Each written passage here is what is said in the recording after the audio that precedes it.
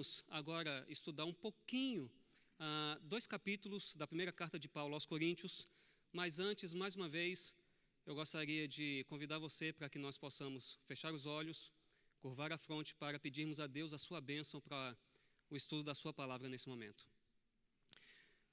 Querido Deus, nós vamos abrir a tua palavra novamente. E nós te pedimos, ó Deus, com humildade no nosso coração, que mais uma vez o Senhor nos conceda o dom do Espírito Santo. Que Ele ilumine, ó Deus, a nossa mente, o nosso coração, que abra o nosso entendimento para esse estudo. Se por acaso, ó Deus, alguma palavra for mal colocada em função da limitação humana, que a limitação humana não impeça que nós entendamos a tua mensagem para nós nesse momento. Fala conosco, Senhor. Fala conosco através do estudo da tua palavra. Nós oramos agradecidos em nome do Senhor Jesus. Amém. Amém. Segunda carta de Paulo aos Coríntios, capítulo 8. Segunda carta de Paulo aos Coríntios, capítulo 8. Nós vamos ler os versos 1 a 8.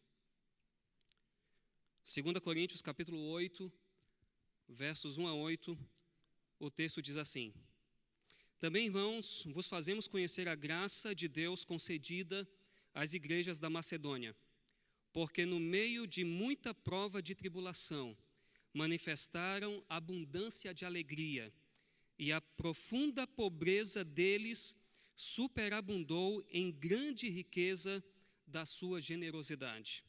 Porque eles, testemunho eu, na medida de suas posses, e mesmo acima delas, se mostraram voluntários, pedindo-nos com muitos rogos a graça de participarem da assistência aos santos.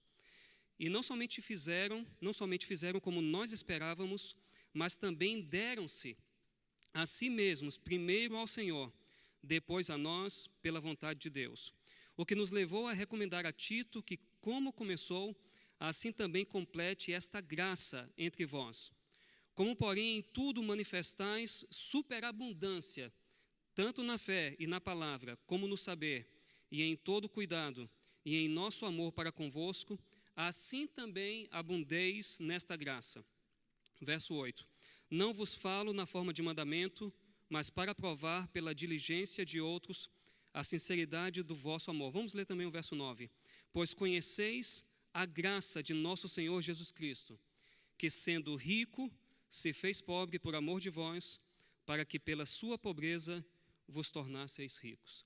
Irmãos, para mim, essa é uma das passagens mais interessantes das cartas de Paulo, sobretudo os versos 8 e 9. Paulo fala sobre a graça do Senhor Jesus Cristo. E Paulo fala que Cristo era rico e se tornou pobre por causa de nós, para nos atender. Isso me faz lembrar um hino muito conhecido do inário e muito querido nosso, o hino 52. Vestido em linho, Jesus desceu, trazendo salvação. Tem uma parte do hino que diz assim: vindo ao mundo, deixou no céu palácios de marfim. Glória não quis, em dor morreu, a cruz suportou por mim. O que mais me encanta nesse texto, e principalmente os versos 8 e 9, é porque Paulo está falando da profundidade do significado da encarnação de Jesus Cristo.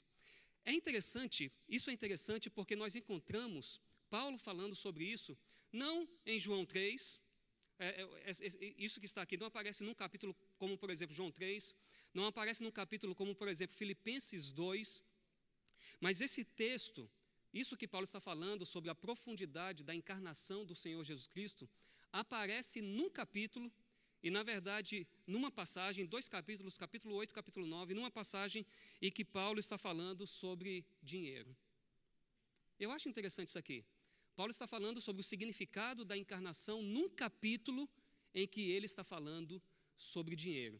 E com isso eu gostaria de dizer uma coisa muito importante. Tanto Paulo quanto os demais apóstolos se preocuparam muito com o assunto do dinheiro, mas muito. Jesus Cristo também se preocupou muito com o assunto do dinheiro. Eu quero chamar a sua atenção para o verso 15 do capítulo 8, porque Paulo está aqui citando um texto lá de Êxodo. No verso 15 ele diz assim, como está escrito, o que muito colheu não teve demais, e o que pouco não teve falta. Ele está falando do maná no deserto. Enquanto o povo estava na jornada para Canaã, eles receberam o maná. Paulo está recuperando aqui essa passagem para mostrar que precisa haver um senso de igualdade entre os irmãos, mas mais do que isso, talvez Paulo esteja recuperando esse texto para mostrar que nós, na nova aliança, nós também somos peregrinos neste mundo.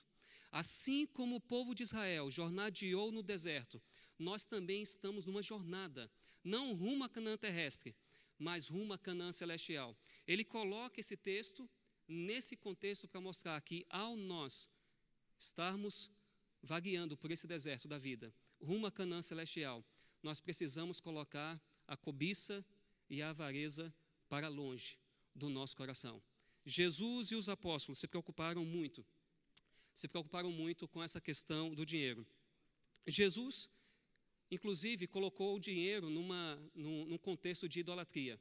Jesus disse que nós não poderíamos servir a Deus e às riquezas ao mesmo tempo. Ele colocou esse assunto no contexto de idolatria. Eu queria compartilhar com você um texto que eu li há algum tempo atrás. O título do livro é Compreendendo Todas as Parábolas de Jesus. O autor faz um estudo de todas as parábolas de Jesus e ele chegou à conclusão de que as parábolas de Jesus são sobre discipulado, basicamente todas elas. Porém, ele chama a nossa atenção de que as parábolas de Jesus, várias delas, trataram do assunto do dinheiro. Eu tenho aqui uma lista. Ele menciona a parábola do bom samaritano, a parábola do rico insensato, a parábola da grande ceia, a parábola do filho pródigo, a parábola do mordomo infiel, a parábola do rico e Lázaro, a parábola do fariseu e o publicano. Ele diz que todas essas parábolas estão tratando do assunto do dinheiro, Jesus tentando convencer as pessoas a removerem a avareza e a cobiça do seu coração. E é por isso, irmão, se Jesus se preocupou tanto com dinheiro, eu diria que falar sobre dinheiro é uma das coisas mais espirituais que nós podemos fazer. Falar sobre dinheiro é um dos assuntos mais espirituais que nós podemos tratar. O autor chega a dizer o seguinte, escute isso, o pastor que dispensa a pregação sobre a mordomia cristã está enfraquecendo o ensino de Cristo. Eu vou repetir, o pastor que dispensa a pregação sobre a mordomia cristã está enfraquecendo o ensino de Cristo. Se Jesus se preocupou tanto com o assunto do dinheiro, se os apóstolos se preocuparam tanto com o assunto do dinheiro, por que eu e você não deveríamos também nos preocupar com o assunto do dinheiro? Isso que o autor menciona aqui não se aplica somente aos pastores, se aplica a todas as pessoas, todos os líderes que estão dirigindo o departamento de mordomia. O pastor e o líder de mordomia, eu gostaria de incluir aqui, que dispensa a pregação sobre a mordomia cristã, está enfraquecendo o ensino de Jesus. Eu gostaria de usar somente uma passagem de Paulo, para que a gente entenda um pouco melhor quão grande era a sua preocupação. 1 Timóteo, capítulo 6. 1 Timóteo, primeira carta de Paulo a Timóteo, capítulo 6. Eu acredito que esse texto é conhecido, mas eu gostaria de repassá-lo. 1 Timóteo, capítulo 6, versos 7 a 11, depois os versos 17 a 19. O texto diz assim, porque nada temos trazido para o mundo. E nós falamos um pouquinho sobre isso na sexta-feira. Vocês se lembram de Jó? Vocês lembram que Jó disse? Nu eu nasci, e nu eu vou partir. Eu não tenho nada quando cheguei aqui, não vou ter nada quando sair daqui. Deus deu, Deus tomou. Qual é a consciência de Jó? Nós vimos na sexta-feira. Eu não tenho nada. Tudo é de Deus. Tudo pertence a Deus. Paulo segue a mesma linha de raciocínio. No verso 7, porque nada temos trazido para o mundo, nem coisa alguma podemos levar dele. A mesma coisa que Jó disse lá, verso 8. Tendo sustento e com que nos vestir, estejamos contentes. Ontem o pastor Josanã estava falando que, na verdade, nós podemos nos tornar mais felizes na simplicidade do que na abundância. Não é a abundância que traz alegria, é a simplicidade que traz alegria. Paulo parece que tem esse conceito aqui. Verso 9, ora, os que querem ficar ricos caem em tentação e cilada, e em muitas concupiscências insensatas e perniciosas, as quais afogam os homens na ruína e na perdição. Ontem o pastor Edson estava comentando. Quer saber quem é o membro que vai deixar a igreja aí no futuro próximo? É aquele que está deixando de devolver a Deus os dízimos e as ofertas. Paulo concorda com isso aqui. Vamos aqui para o verso 10. Porque o amor do dinheiro é raiz de todos os males, e alguns nessa cobiça se desviaram da fé e a si mesmos se atormentaram com muitas dores. E agora, eu quero que você perceba o recado de Paulo para Timóteo, mas o recado que se aplica não somente a Timóteo, mas se aplica a toda pessoa que ler esse texto. Verso 11. Tu, porém, Paulo está dizendo, olha, eles estão fazendo assim. Eles estão fazendo desse jeito. Tu, porém, ó homem de Deus, foge dessas coisas.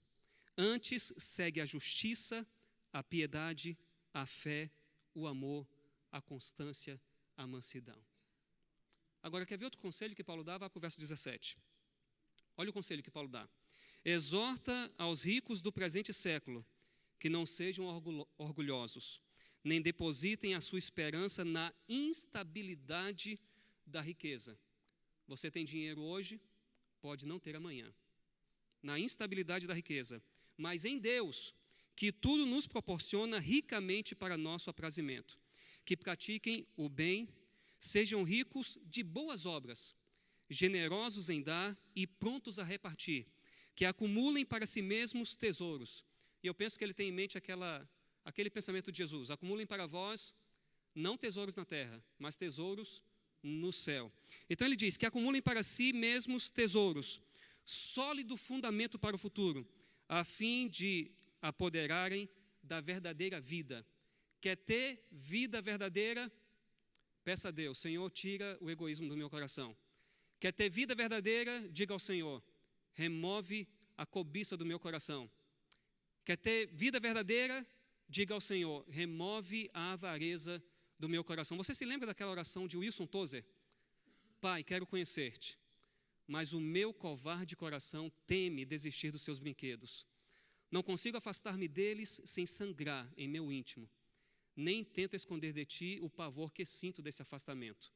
Achego-me tremendo, mas me achego. Por favor, remove do meu coração todas aquelas coisas que há tanto tempo acalento e que se tornaram parte de meu ser, de modo que tu venhas e habites ali, sem um rival. Então que tu tornes glorioso o lugar onde repousam teus pés, e o meu coração não terá necessidade do sol, porque tu serás a luz, e não haverá mais trevas. Você quer ter vida verdadeira? Peça a Deus, remove a avareza. Quer ter vida verdadeira? Diga a Deus, remove a cobiça, remove todas essas coisas do meu coração. E aí você vai ter vida verdadeira. Eu li, algum tempo atrás, um livro cujo título é Passando as Salvas. Foi escrito por 2 autores.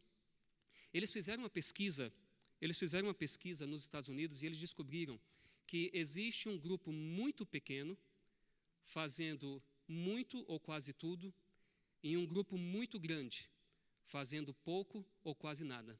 A pesquisa mostrou que os maiores doadores na igreja americana não são os ricos. O montante maior não vem dos ricos.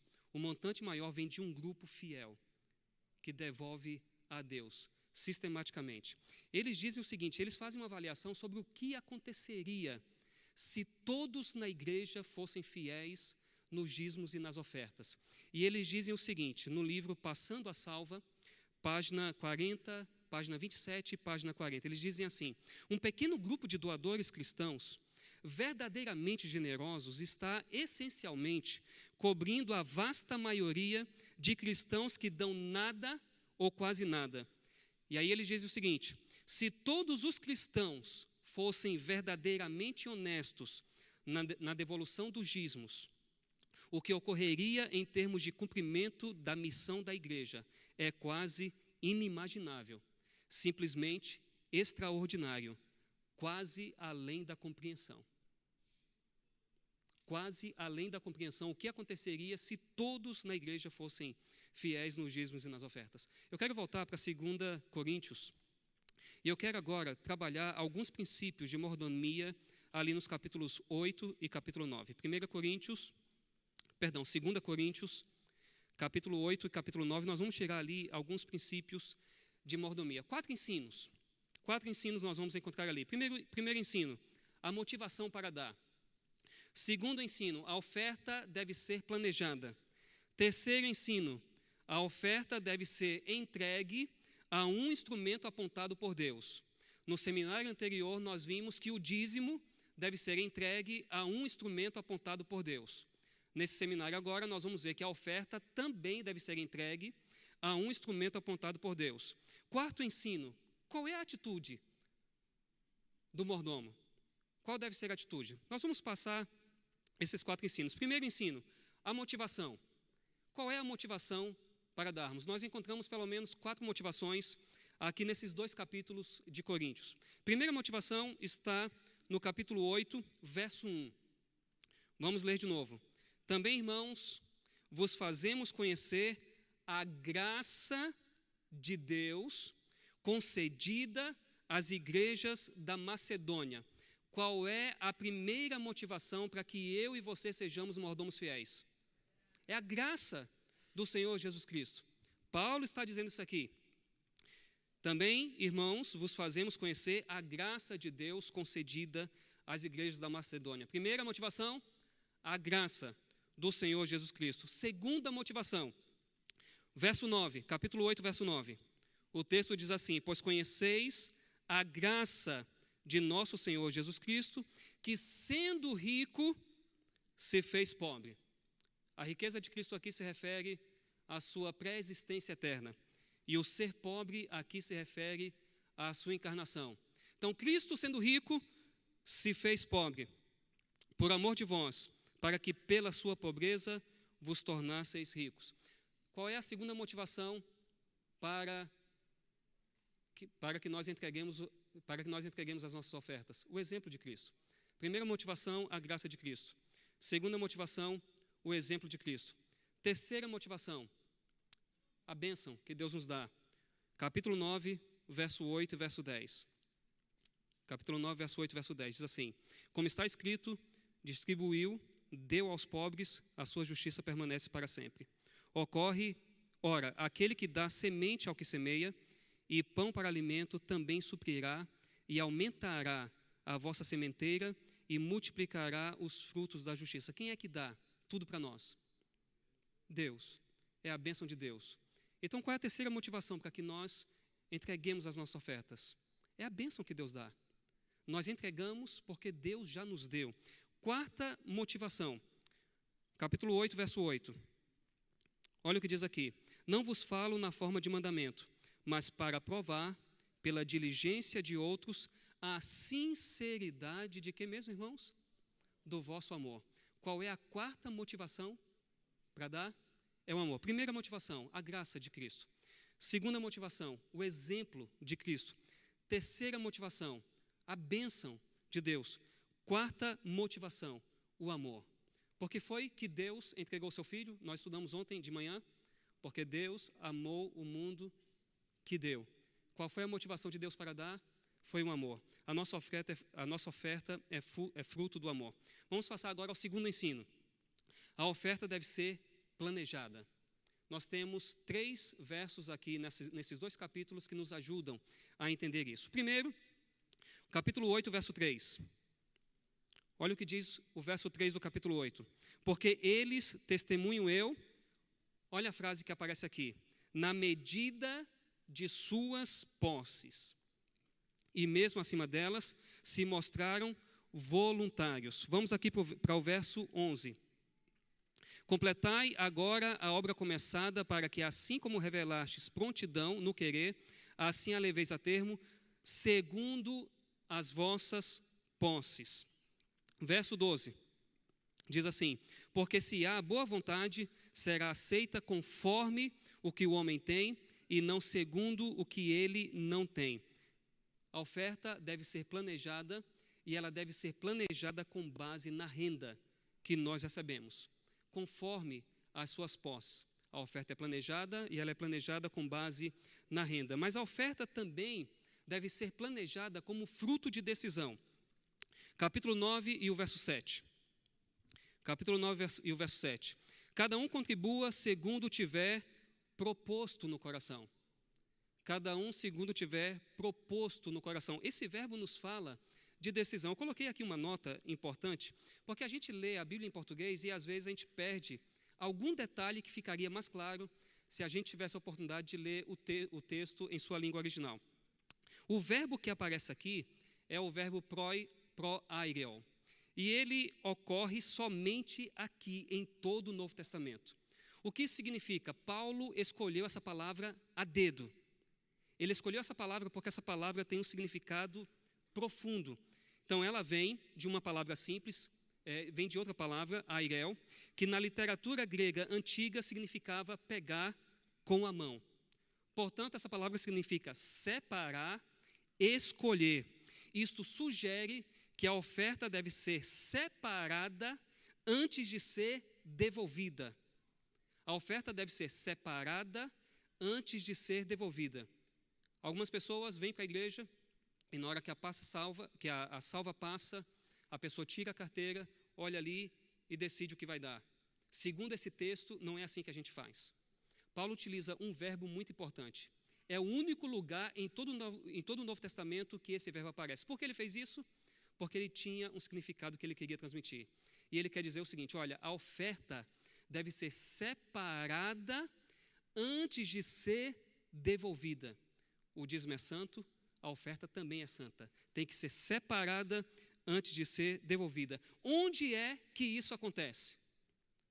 A Bíblia tem uma resposta para isso. Essa coleta que é mencionada aqui nos capítulos 8 e 9 de 2 Coríntios, também é mencionada no capítulo 16 de 1 Coríntios e é também mencionada em Romanos 15. Então agora eu vou precisar utilizar um verso de outra passagem em que Paulo trata do assunto. É o capítulo 16 da primeira carta e o verso 2. Capítulo 16 da primeira carta e o verso 2. Olha o que Paulo diz: no primeiro dia da semana, cada um de vós ponha de parte em que lugar? Eu não ouvi, irmãos, em que lugar? Em casa. Onde é que nós separamos a oferta? Em casa.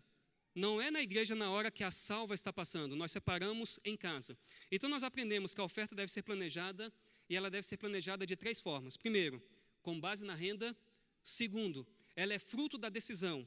Terceiro, ela deve ser separada em casa. Terceiro ensino que nós tiramos aqui desses 2 capítulos: a oferta deve ser entregue a um instrumento apontado por Deus.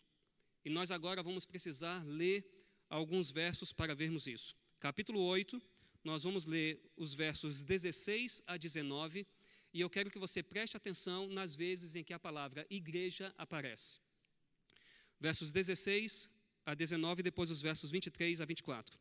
Mas, graças a Deus, que pôs no coração de Tito a mesma solicitude por amor de vós, porque atendeu ao nosso apelo e, mostrando-se mais cuidadoso, partiu voluntariamente para vós outros.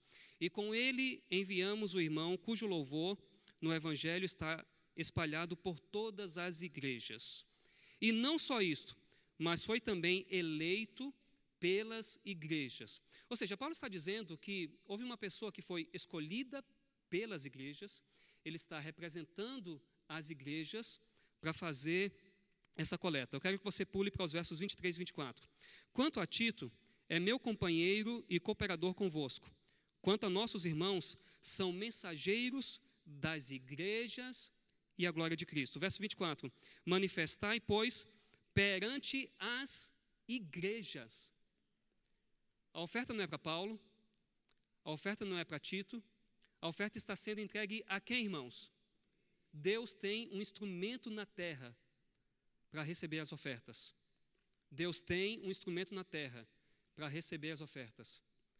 Esse instrumento foi apontado por Deus. Assim como Deus tem um instrumento para receber os dízimos, Deus tem um instrumento para receber as ofertas, e o instrumento é o mesmo. Foi um instrumento apontado por Deus. Quarto ensino.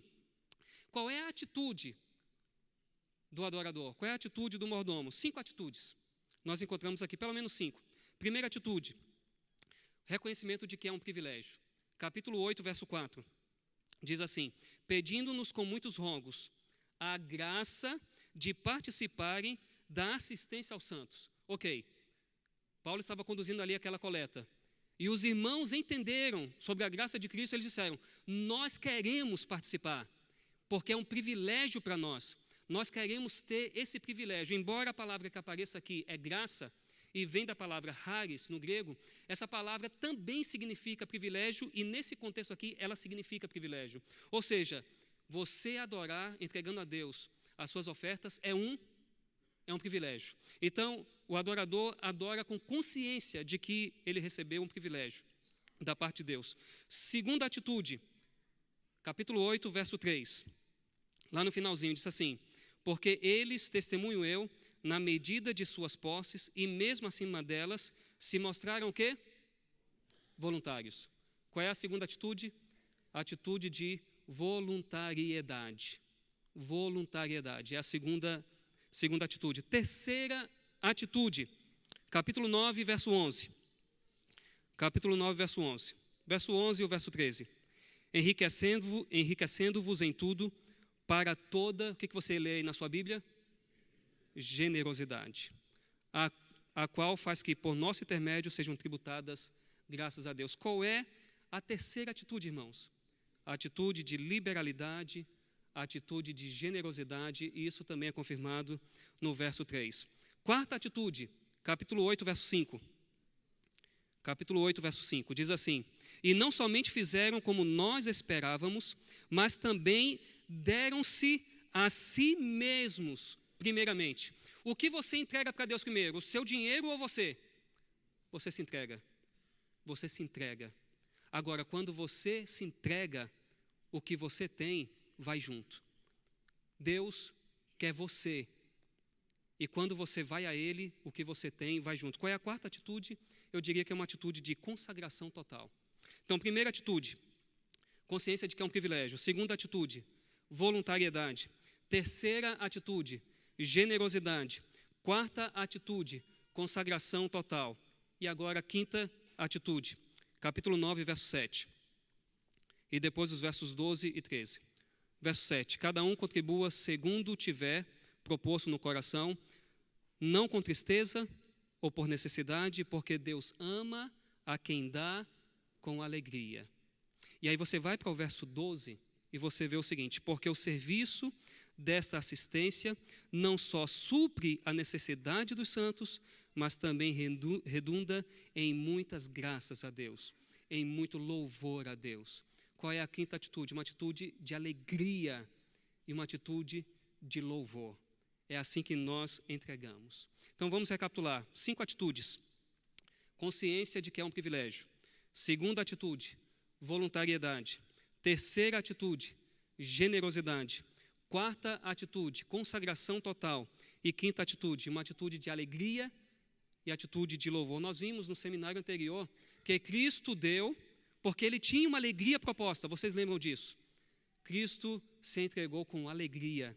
E Ele sabia que uma alegria maior Ele vai ter quando todos os frutos da sua entrega forem concretizados lá, na Canaã Celestial. Eu queria agora gastar os últimos minutos falando rapidamente sobre 8 princípios bíblicos da maneira como nós devemos usar o nosso dinheiro. Veja, Deus pede 10%, mas isso não significa que nós vamos utilizar os 90% do jeito que a gente quer. Há diretrizes na Bíblia para nos ensinar a maneira como nós devemos utilizar os 90%. 8 diretrizes. 8 diretrizes. Primeiro, devemos ter consciência de que toda a bênção vem de Deus. Qual é a base bíblica para isso? Eclesiastes, 5,19 diz ali: quanto ao homem a quem Deus conferiu riquezas e bens, e lhe deu poder para deles comer e receber a sua porção e gozar do seu trabalho, isto é um dom de Deus.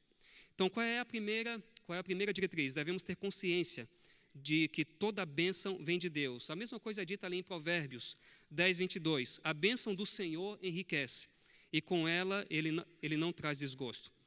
Segunda diretriz: devemos depositar nossa confiança não no dinheiro, mas no Senhor. Provérbios 11:28 diz assim: quem confia nas suas riquezas cairá, mas os justos reverdecerão como a folhagem. Salmos 52, versos 7 e 8 diz assim: eis o homem que não fazia de Deus a sua fortaleza, antes confiava na abundância dos seus próprios bens e na sua perversidade se fortalecia. Quanto a mim, porém, confio na misericórdia de Deus para todo sempre. Eu lembro quando eu estava na faculdade de teologia e eu saía nas férias para comportar. Uma vez visitei um senhor, dei a minha oferta para ele e ele disse o seguinte para mim: eu não preciso de nenhum desses materiais e eu não preciso do Deus que você apresenta. Ele bateu no bolso e disse: o meu Deus está aqui, esse Deus dá tudo o que eu preciso. Mas a Bíblia nos ensina precisamente o contrário. Terceira diretriz: o temor do Senhor está acima de qualquer riqueza. Provérbios 15:16. Melhor é o pouco, havendo o temor do Senhor, do que grande tesouro onde há inquietação. Quarta diretriz: o temor do Senhor não é garantia de riqueza. E isso é uma coisa que muitas pessoas têm dificuldade para entender. O temor do Senhor não é garantia de riqueza. O livro de Jó está aí para mostrar isso. Vários outros textos da Bíblia estão aí para mostrar isso. Eu quero utilizar Deuteronômio 15, verso 11. Pois nunca deixará de haver pobres na terra. Por isso eu te ordeno, livremente, abrirás a mão para o teu irmão, para o necessitado, para o pobre na terra. Mateus 26, verso 11, Jesus confirma: porque os pobres sempre os tendes convosco. Então, o temor do Senhor não é garantia de riqueza. Deus promete bênção, Deus promete, não vai faltar o essencial para a vida. Mas nem todo mundo vai ser rico, porque Jesus mesmo disse: os pobres sempre os tereis convosco. Quinta diretriz: a riqueza é preferível à pobreza, mas não a qualquer custo. Provérbios 21, verso 6 diz assim: trabalhar por adquirir tesouro com língua falsa é vaidade e laço mortal. Provérbios 28, verso 8 diz assim: o que aumenta os seus bens com juros e ganância, ajunta-os para o que se compadece do pobre. Sexta diretriz: nem a pobreza nem a riqueza são boas ou más em si mesmas. Provérbios 30, versos 8 e 9 diz assim: afasta de mim a falsidade e a mentira, não me des nem a pobreza nem a riqueza. Dá-me o pão que me for necessário, para não suceder que, estando eu farto, te negue e diga: quem é o Senhor? Ou que, empobrecido, venha furtar e profane o nome de Deus. Nós lemos também um texto lá de 1 Timóteo, e Paulo diz que o problema não é o dinheiro. Qual é o problema? É o amor ao dinheiro. O dinheiro em si é neutro. A pobreza e a riqueza em si são neutras. Tudo depende da maneira como você lida com o dinheiro. Sétima diretriz: Deus requer 10% de todos os nossos rendimentos, bem como ofertas voluntárias e sistemáticas. E nós já vimos vários textos que mostram isso.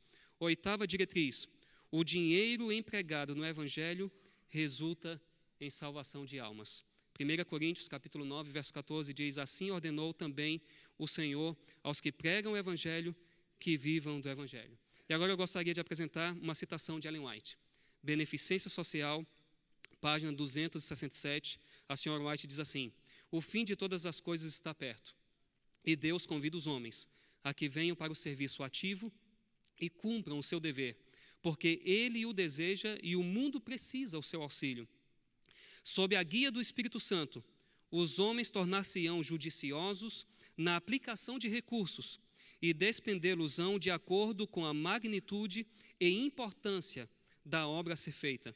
O Senhor, Deus do céu, convida os homens a lançarem fora os seus ídolos e se separarem de cada desejo extravagante, a não condescenderem com nada que seja simplesmente para ostentação e exibicionismo, e a estudarem meios de economia na aquisição de roupas e mobiliário. Não gasteis $1, ou vamos traduzir aqui, R$1, do dinheiro de Deus na aquisição de artigos desnecessários. Ela não está falando do dízimo, ela está falando dos 90%. Não gasteis $1, ou quase R$4, do dinheiro de Deus na aquisição de artigos desnecessários. Vosso dinheiro significa salvação de almas. Mordomia e missão nunca se separam, elas sempre andam juntas. Que Deus nos abençoe. Amém.